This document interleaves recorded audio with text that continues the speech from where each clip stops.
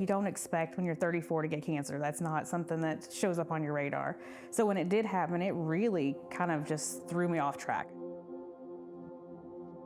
We had just moved to Bowling Green. We didn't have primary care providers or anybody in this town, and suddenly I noticed something irregular. The earlier cancer is found, the better. A lot of cancers are found by patients themselves. Active, routine screening are some of the best things you can do because typically patients know their body better than we do. So I was researching where should I go, who should I see, and Graves Gilbert showed up with a clinic that had all the things you needed in one place. As I went through my cancer journey, I saw all kinds of doctors in the GGC system. And I was able to do it all consistently, streamlined, and the doctors really communicated with each other, which I really, really liked. An interdisciplinary approach for cancer is critical. There is no way that one discipline can treat cancer.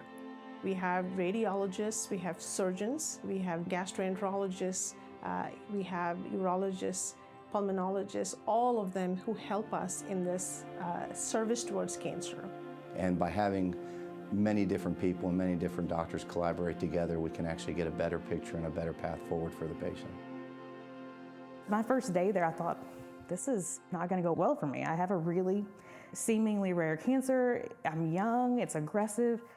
So that first day did not go well, but they just pulled me through some of the hardest days of my life.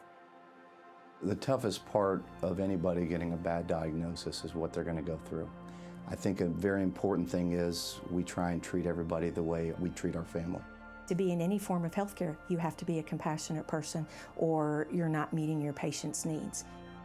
As somebody who is surviving cancer, I think people seem to think that once you stop treatment, that's the end of cancer for you.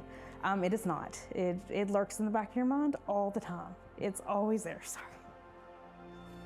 Sorry, it does. It lurks in the back of your mind. And to know that there's a group of people who have your back, that you say, okay, today I'm having a really tough day. I can call somebody. That's huge. Not everybody has somebody at home. Not everybody has family that are supportive. So I was able to come out of that with a very positive perspective on what life was going to look like after that. As I was researching and learning about my diagnosis, I saw the different resources other places have. In addition to having a primary care team, they had somebody on the side who navigated their patients through treatment. So starting at day one, you had somebody there in the office who could say, okay, I understand that emotionally this is hard for you today, but we're gonna get you through it, and then these are the steps. Patients need to know that there's somebody there to support them and that they are able to trust us in their care that they're receiving. They think, well, I've got cancer, I'm not gonna be here next week. And you have to emphasize, that's not exactly the case. We can have long-term survivors, and I think they have to think more in that term rather than, am I gonna be here next week or next month? Physically, mentally, emotionally, it's a huge roller coaster. And because I've been through that, I can say to somebody, you know what, without just saying, oh, I'm just saying it to say it, I really mean I know what you're going through, and I know it's gonna get better. When anyone walks into our doors, they have a diagnosis of cancer, it's for them to live. That is our main focus. You start surviving from day one. I think that's a misconception that people have. Even if you have stage 4 cancer, starting at day one, you survive.